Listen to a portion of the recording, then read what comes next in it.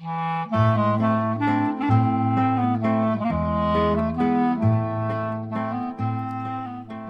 to Couples Therapy in 7 Words.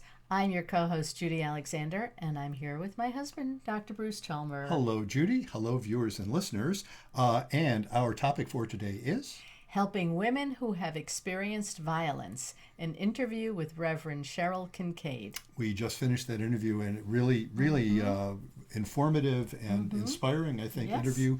Reverend Kincaid. She's an inspiring person. She's very inspiring. She is a Presbyterian minister and very committed Christian. And of course, we are not Christian, we are Jewish, and we found there's lots in common. And I mean, there's differences and there's things in common, but I think I really enjoyed our conversation. A lot of good things to say. A lot of good things to say, and very inspiring. And if you are someone who has experienced violence, in particular, I think you'll be of interest. She has a lot to say to women, especially women who've experienced violence. So that we will get to in just a moment. First, a word from our various and sundry things that we are touting here, including your call. Well, why don't we start with your books? It's the latest one. It's not communication. It's not about communication. Why everything you know about couples therapy is wrong. Indeed. And I think I have that here. Here we are. So for those of you watching, Judy is holding up the beautiful book cover. I really like that book cover. I do too. I don't claim credit for the design. Actually, it's your idea, as I recall. That was based on my idea, yes. But I did not execute that because I'm not that artistic. But right. They did a great job. They did a great job.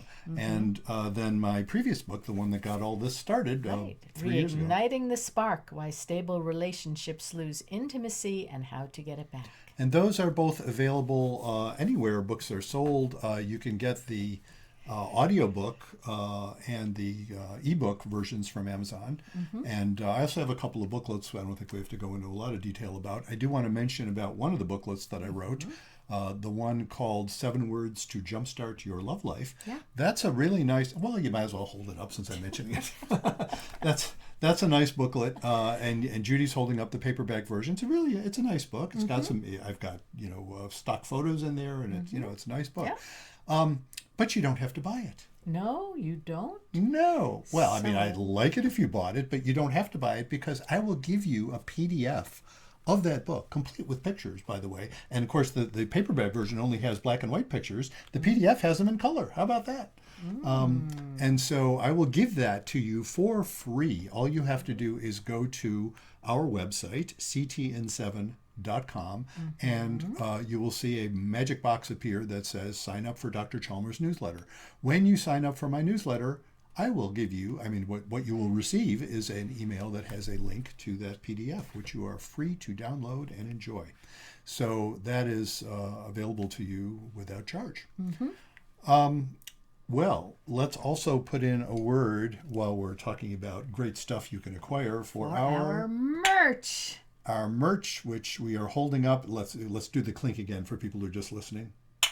What do you suppose that clink is, folks? Well, by golly, it's us clinking together our beautiful Couples Therapy in 7 Words mugs. In the 11-ounce and 15-ounce sizes, with our beautiful logo on one side and our motto, Be Kind, Don't Panic, and Have Faith, on the other. Yes, and you need that mug, by golly, and you also need the tote bag that has the same logo and motto on it.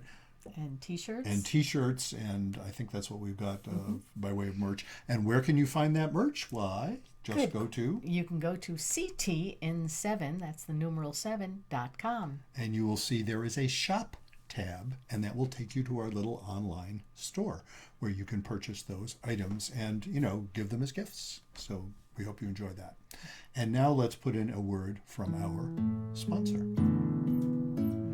And who is our sponsor? Our sponsor, that would be The Blue Tent, Erotic Tales from the Bible by Laria Zilber. Yes, indeed. If you like erotica, I highly recommend this book. Hot, steamy, sexy, spicy, all those words that go along with it. And also very respectfully biblical. Yes. So if you like Bible and you like sex, and those are not mutually exclusive categories at all. They are not, because there's a lot of sex in that Bible. There's a lot of sex. And I guess Laria writes all about it in this wonderful book. Yes. of 10 short stories based on biblical characters that come right from the Bible and from what's called Midrash, which is Jewish interpretive tales from the Bible. So Indeed. it's all based on that. And So she is very familiar with that. And so we highly recommend that. And if you want to get that book, you can go to lariazilber.com. Those of you watching this are seeing it projected over our heads by the magic of video editing as we speak.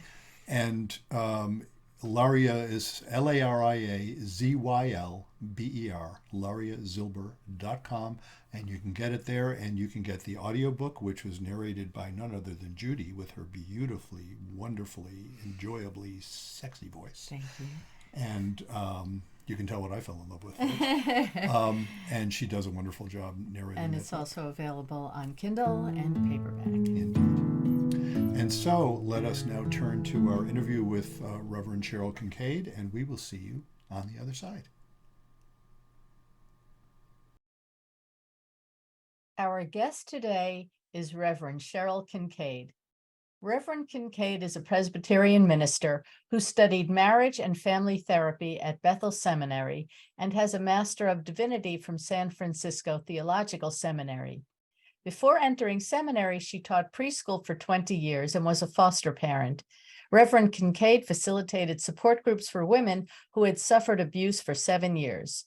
She is now the head of staff at Calvary Presbyterian Church in Enfield, Connecticut. Reverend Kincaid seeks to tell the story of God's comforting redemptive grace amid an imperfect world. She confesses that many of her stories were inspired from witnessing God's redemptive grace unfold in wounded Christian lives, including her own. Reverend Kincaid is the author of 4 published books. Her most recent book is A Forgotten Door Called Home, which is a sequel to her previous book, Carrie's Thorn, a coming-of-age book about a girl in foster care. Cheryl, welcome to Couples Therapy in 7 Words. Thank you so much for having me. Well, it's our pleasure. We're delighted to have you. Indeed. Nice. So we always like to start off by asking folks, how did you get into the work you do? Tell us something about your own journey that brought you to where you are. I think, well, in short, it sounds like a Sunday school answer, but it's just the truth. It was a call of God on my life. Oh. I found Christ out of my abuse, so to speak. I heard a voice say, God is love, when I was equating my abuse to love. And I heard a very strong voice and felt a hand on my stomach and heard a voice say, God is love. And from that moment on, I wanted to communicate the love of God in Jesus Christ.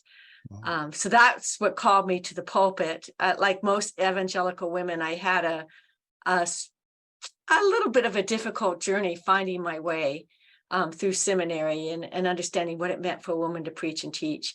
But my abuse journey was part of my faith. And so it kind of naturally flowed into the ministry. Because, you think of the passage in Corinthians where Paul says, comfort one another with the comforts where you've been given. And that's essentially what Jesus saved me from, what Jesus is, the work that he's working out in my life. And so the issue of theodicy, which means where is God when there's suffering, has been a major part of my ministry since I first began to minister. Yeah. I should mention, and of course, a lot of our viewers will know this. We're not Christians, we're Jewish. Okay. I'm very comfortable talking with I didn't know that. I'm so sorry. I hope I wasn't. No need to apologize. No. This is your journey, not ours. Absolutely. Yeah. Okay. Thank you. I just wanted to mention that just by way of saying, but it's interesting when you talk about the notion of theodicy, because I happen to be at our synagogue. I happen to be involved because I'm a mental health provider. We have a group that the rabbi is putting together of folks who are available basically to help him out when there's too much of a load in terms of pastoral counseling.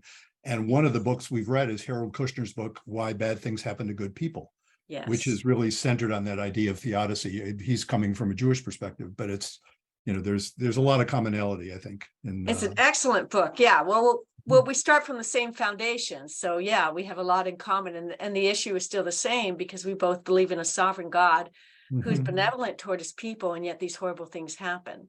Yeah. And yeah, how exactly. do we, and where is the redemption of God's love in the midst of it? And that's always a struggle for everyone.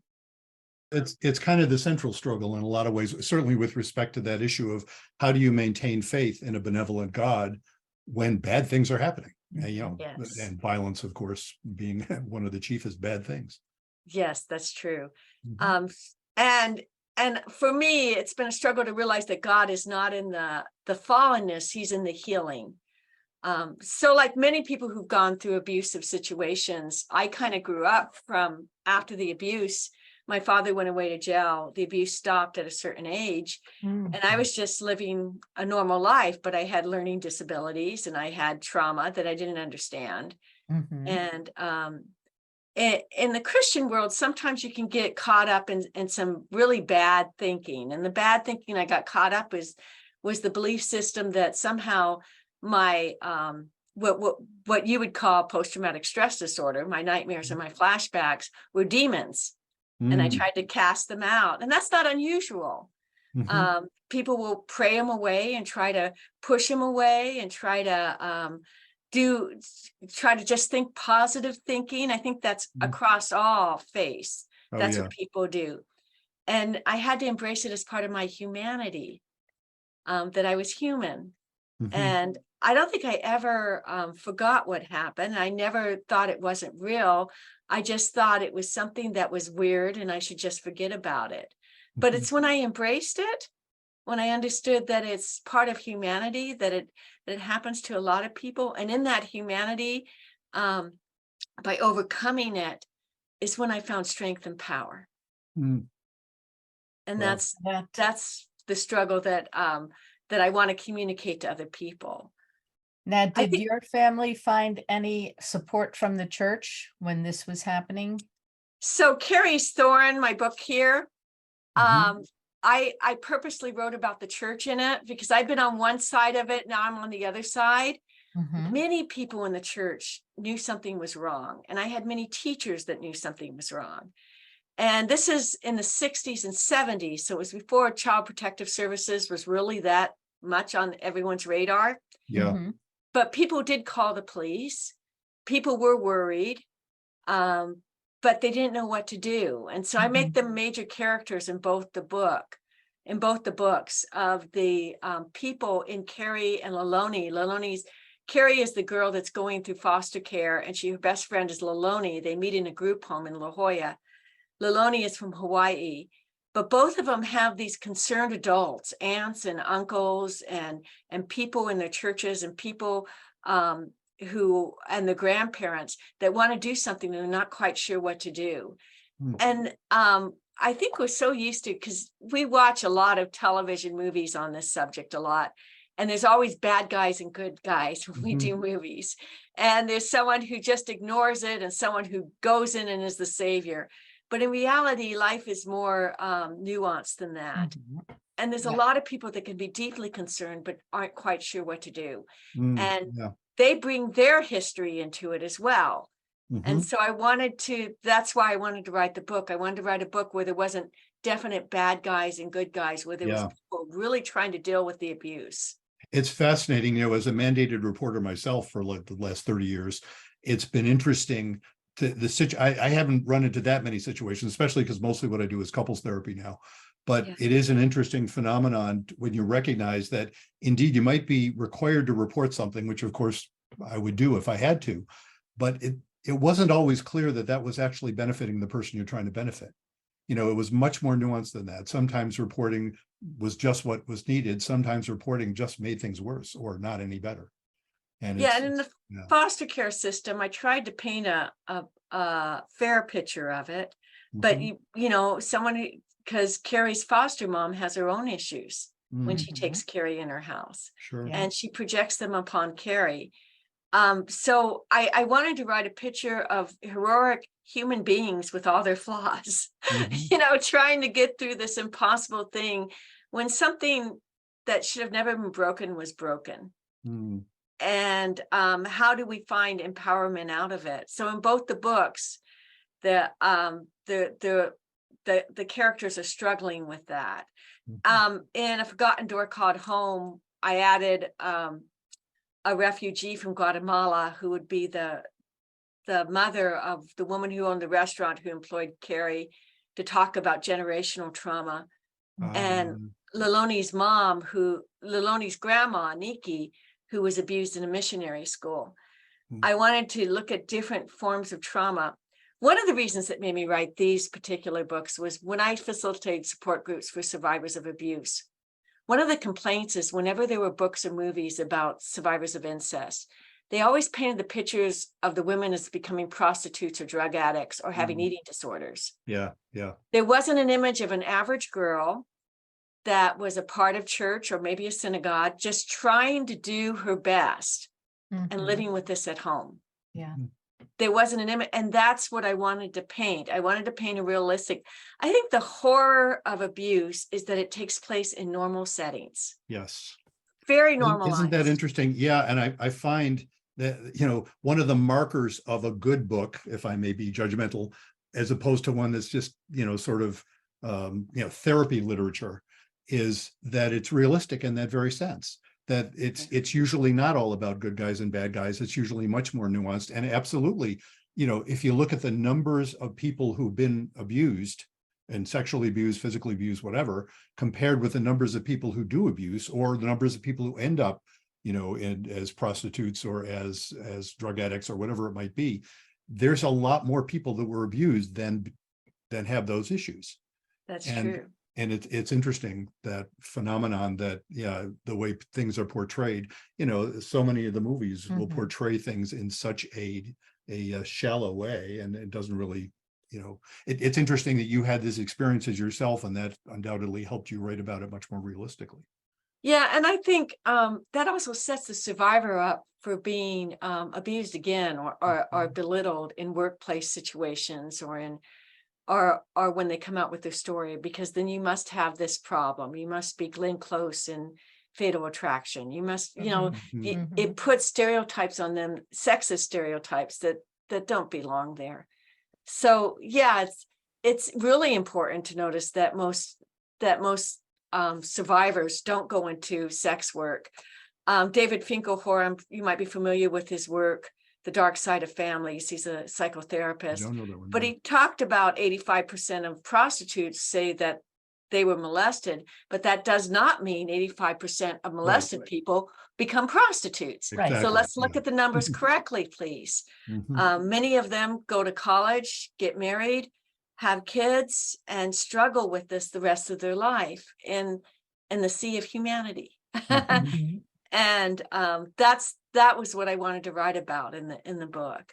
Yeah, it's interesting. I noted that you've written about one of the questions you were suggesting. Even I was fascinated by, why is it difficult to talk about family violence in Christian circles? And I want to just preface that question noting it often is in Jewish circles as well.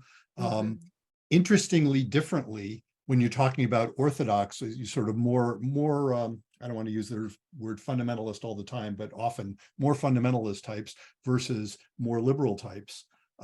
There's characteristic differences in how difficult it is, but it's difficult in both. I'm curious what your experience in Christian circles. Well, this is where both the Jewish and the Christian circles have something in common. So in Judaism and in Christianity, our faith is atomistic. We don't go through someone to get to God. We get to go directly to God. That's the gift of our faith. From Abraham and Moses, there was a relation. Abraham walked with God. We have that choice to walk with God. Somehow in the 60s and the 70s, and I'm sure it was before then, but what we started to do is we said, instead of being salvific or God-centered, we started to put the focus on the family. Maybe if we could get the family straight, we could cure all morality. And the family became almost an idol, and we exalted it. And the worst thing you could ever do was break up a family. And so abuse became to be seen as an attack on the family when women came forward. It's also the idea of a patriarchy. And I know that both within Judaism and in Christianity, when we interpret the Old Testament, there's a feminist critique on the scriptures. But God says, I am who he is, and it's a genderless. So, and yet we translate it as him. Mhm. And there's this, Hebrew has no neuter. That's the default, you know. Yes. yeah, okay. Yeah. But the reality is that we lift up the male type as the high type, and that women should be subservient to the male type. And I'm not sure that's what the scripture teaches. Mhm. Again and again, I'm just not sure. I think it does. Oh, do you? Both, Okay. both our traditions and, including Islam, they're all patriarchies. So in that sense, it does have that, the maleness is the authority figure, whether it's the king or the father, or God is the king or the father of the family, you do have a patriarchy. So But if there is abuse happening, whether it's from a father or a priest or a minister or a rabbi, it's really hard to go against that that figure that's been so ingrained in you. Is like, this is like the all-knowing person, and how do I report? And that's why there were so many problems over the years in churches and then synagogues. You hear about rabbis who have been, and people are like, I can't believe that he ever would have done that. And he was such a wonderful man, and and it has split congregations, as I'm sure it has in the Protestant and in the Catholic world, where people just cannot even fathom that, this wonderful man would do such a horrible thing when he was so good to so many people. that's true. But I want to backtrack just a little bit, because in the Sure. creation story, we have two sets of creation stories. Yeah. But Yes, we do. one is when Eve is created out of Adam's rib. The other is God created man in his image. You Male got and and female it. created he them. Yes. Yes. Male and female. So Mhm. our image. So I want to go back to equity just for a second. Women are created in God's image just as men are. Mhm. And that's our direct line. And why we have men in authority, we have people like Deborah rising up when she needs to take the staff and being an authority in the Old Testament. We have women rise. We have great matriarchs in the Old and New Testament Yes, who we stand do. up and proclaim the word of God. I will mention our synagogue sisterhood. Judy did led a sisterhood service, and it happened to be centered on Deborah this time, Mhm. this Yeah, particular time. I've So, done some yes. study groups on Deborah and Ruth and other women who have prominent roles in the Bible. But that gift, my point is, that gift gives us a ministry directly to God Mhm. as a person of faith.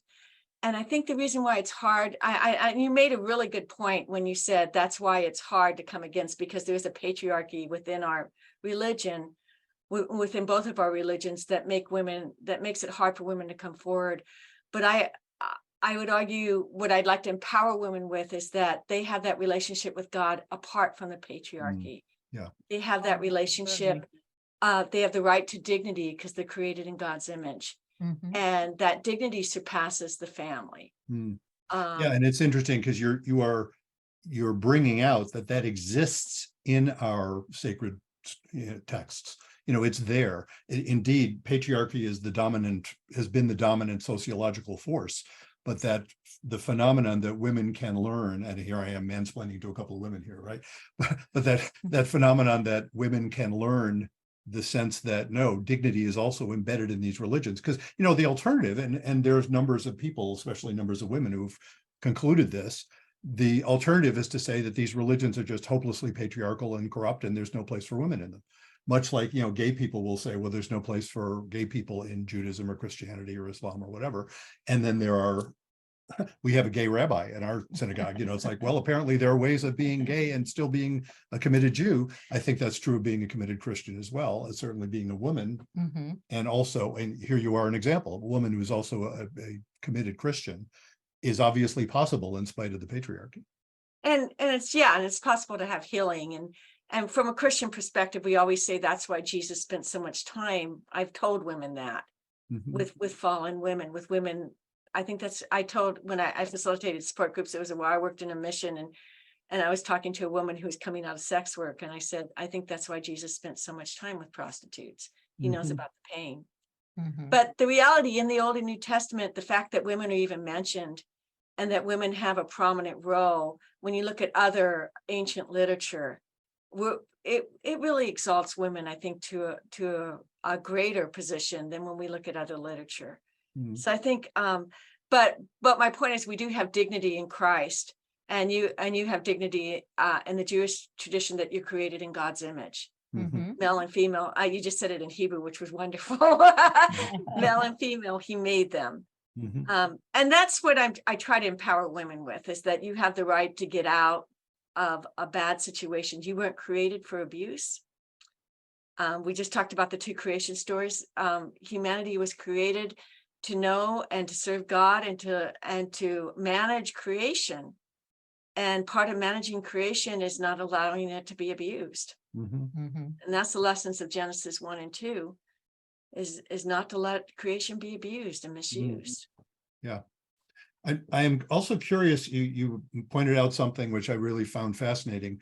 The idea of forgiveness is often used against women, and you were describing it, I'm imagining it within a church context. And it's another thing I've heard, maybe not as much in Jewish context, although maybe in Orthodox context that can happen. But I'm curious if you could comment on that. Like, how does the concept of forgiveness? I want to make a definition for anyone who's listening between forgiveness and denial, and what does it mean? So in the Christian concept, and I'm sure you've heard this before, but the lesson of Christianity is that we're obligated to forgive because Christ forgave us. And that's why we step into this role called a Christian. And women can get beaten up with that a lot.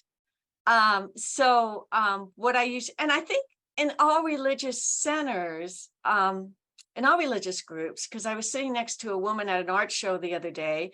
I was selling my book and she was selling arts, and she was Muslim. And she was saying that she has the same thing in her tradition, that women should put up with things. And that's not the same as forgiveness. Right. So so I think amongst all people of faith, this might be true. But in order to forgive someone, you first must admit that they've done something wrong to you, that they violated you. That's a confession. When you admit that, then you the response to that is caution, because this person is capable of hurting you again. I've often commented on that to folks in talking about forgiveness, that forgiveness, at least in the sense you're describing, does not make you stupid. It's like, and unfortunately, the forgiveness as described sometimes by people who would say, oh, you're required to forgive, it's, where I see it even more than in forgiving a parent is forgiving a spouse. If your husband is beating you up, and people will be told, well, you have to forgive him, and do your best to be a good wife and stuff like that. And that's basically saying, okay, so you shouldn't be cautious about being abused by someone. In the spirit of forgiveness, you can forgive someone that you're not safe with. It doesn't make you stupid. It just means you'll be really careful. One of my go-to stories is a woman I worked with many years ago who forgave an ex-husband who had horribly abused her and had done jail time, and she maintained a restraining order on him, but she still forgave him. She would never go near him. And if he came near, she would call the cops or do whatever she needed to do. But she did forgive him in the sense of letting go of the anger. She just figured, well, he had these issues and he was really dangerous, but she could at least not carry around the anger with her. So I in one of my books, we had one of the girls have a discussion with the pastor on this, and I distinguished that forgiveness is relinquishing the anger or the judgment to God. You can't fix this person. It's not forgiving and forgetting. And then I say, but denial says the abuse wasn't that bad, or maybe deserved, or maybe you had a role in it. And it leaves the door open for further abuse by silencing the voice of caution. So forgiveness should always have caution with it. And that's one thing that God does say in his covenants, is that there's a suzerainty covenant between him and his people. But if his people don't obey him, he withdraws his protection at different times in the Old Testament. And in the same way, we're in a covenant with this other person, the marriage covenant. Ephesians chapter 5 is the passage women get beaten up with. It's about wives and husband, but it's a covenant.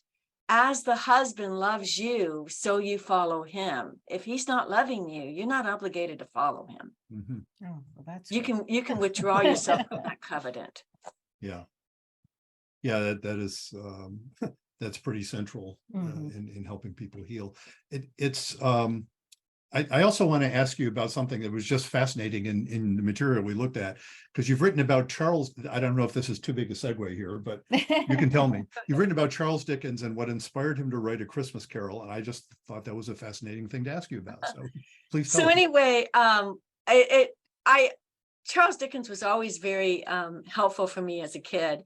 I read his books, and I read a preface of his book that his father was in jail, and because my dad was in jail, I empathized with him. But every Christmas Eve, I used to watch A Christmas Carol, and I could sense there was something religious about it, but I couldn't put my finger on it.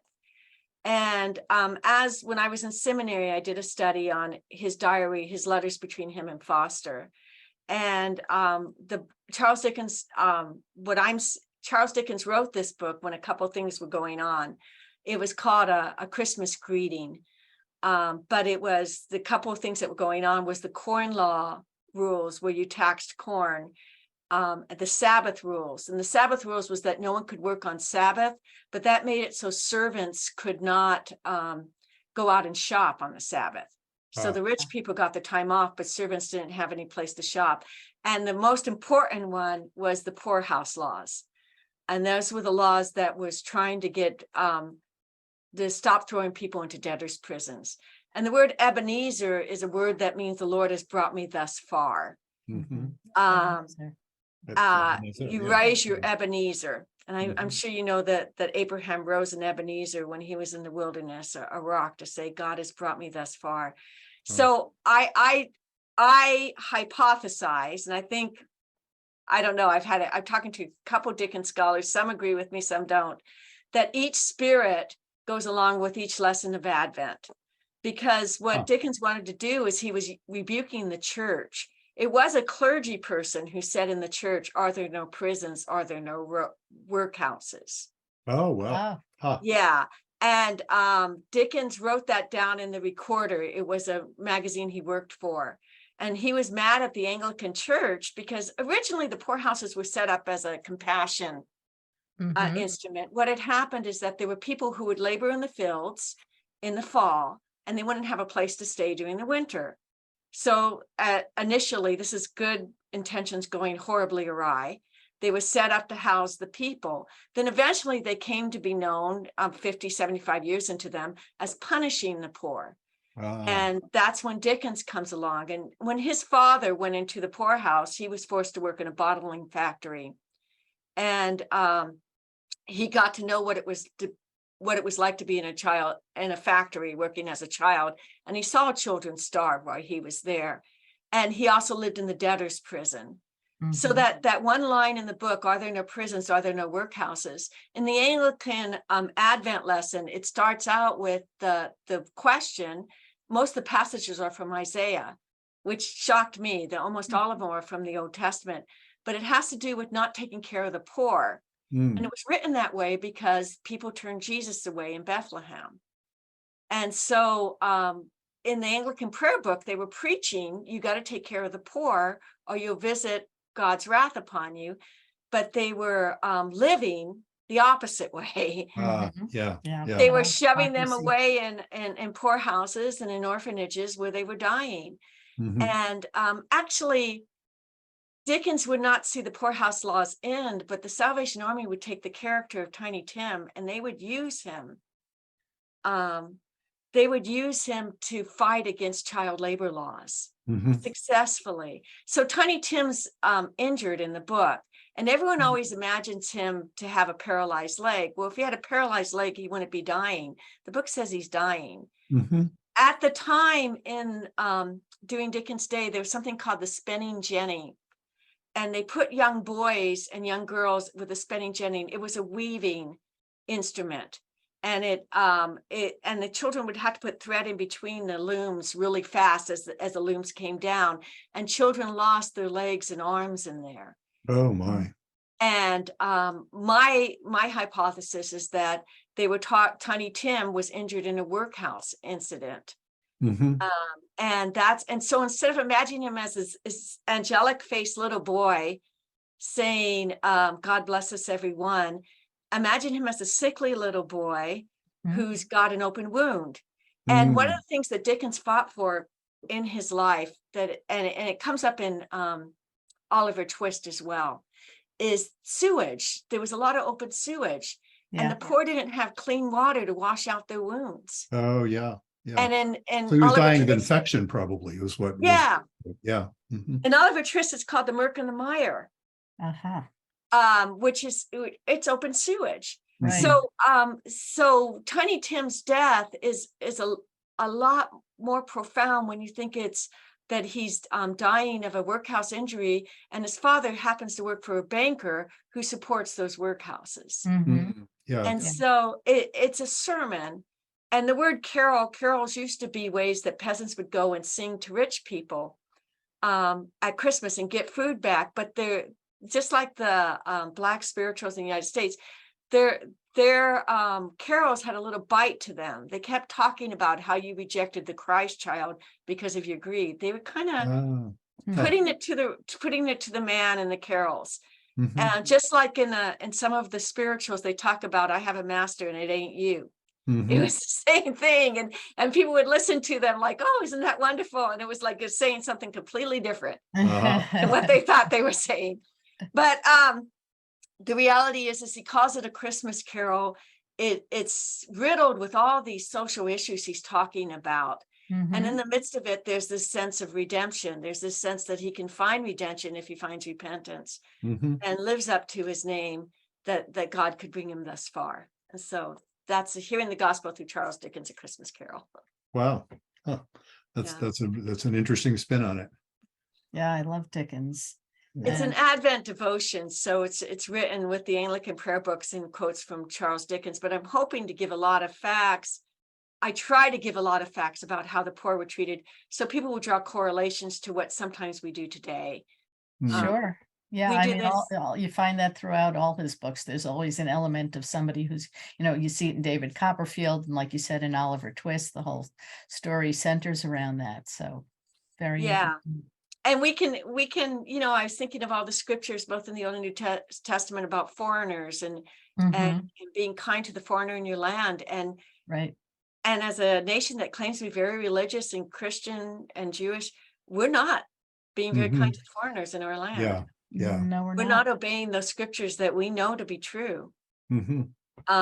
So hearing the gospel was just a way to kind of respond to that. I think in my lifetime, I've seen a political change. I think when I was a little girl, before Reagan, and you could be a Democrat or a Republican and go to church and everything was fine. And there was compassion for the poor, empathy for the poor, and somehow something changed in our society. We got meaner, we got more partisan. Yeah. And I contemplated a lot, but I wanted to write a book that said, listen, guys, the scripture still, Christ stands with the poor, and the God of the Old Testament stands with the oppressed. We can't live a life of hypocrisy and side with the money all the time. We got to stop doing that. Yeah. Well, so what else should we be asking you about? Well, you can ask me how to get the books, I guess. That was going to be my next question. Yes. How can they get the books? How can they find out what you're doing? If you're listening to me and you've been abused, let me share one word of comfort is that find someone to talk to about it. You might not have the courage to call the police yet, and I understand that your options may be limited, especially if you're financially dependent upon the abuser. But find someone to talk about it whom you trust, to make plans to get out. If you've been abused as a kid, I want you to understand that it's a human thing, and lots of us have gone through it, and lots of us come out on the other side strong and powerful. But it's not dynamic. And it's not because there's something flawed in you. So I wanted to make that statement. So my website is revcherylkincaid.com. And it's REV, then just my name, CHERYLKINCAID. And I'll put that in the notes for the episode as well. Very good. And this is the first book, Carrie's Thorn. And the second book is I've Gotten to Her Called Home. And I think if you don't have to be someone who's been abused, but just if you're someone who lives in this society, and you're going to be dealing with someone who has some pain because of foster care, Mm-hmm. from well-intentioned adults who tried to minister to them. Yeah. Just these are good books to read to know the other perspective, and to struggle yourself if you're a person of faith of why does a good God allow suffering. Well, thank you so Thank much for you. doing this. Thanks for having me. So I hope you enjoyed that interview with Reverend Cheryl Kincaid. And like we said earlier, I found her to be very inspiring. We hope you did too. Indeed. And we just want to put in a couple of brief words for our various things that you can acquire through our website, ctn7.com. You can get my books, It's Not About Communication, Where Everything You Know About Couples Therapy Is Wrong, and Reigniting the Spark. Why Stable Relationships Lose Intimacy and How to Get It Back. That one. It's like too fast for me. 7 words to jumpstart your love life. And my husband complains about my cleaning. What do? Hint, it's not about the cleaning. Absolutely. All of those things are available on Plus the website. our merch, Our the merch. mugs, the t-shirts, the tote bags. Right. And by the way, if you've listened this far, folks, please like us and rate us and do all those things that people do. We forgot to mention that in the That's intro. right. But Share us, follow us. Let people know about us. And now, one more word from our sponsor, which is The Blue Tent, Erotic Tales from the Bible by Laria Zilber. Yes, and that's available at lariazilber.com, LARIAZYLBER. If you search for Laria Zilber, you will find her page. You will find her Amazon page also that lists you can acquire the book. Right. And I just wanted to put in a word. If you have any topic that you would like us to discuss on air, or if you have a question you would like us to address on air, you can go to ctn7.com and you can let us know, or you can even sign up for a time to be interviewed if you yourself would like to be a guest on our show. Absolutely. And so until next time, remember, be kind, don't panic, and have faith.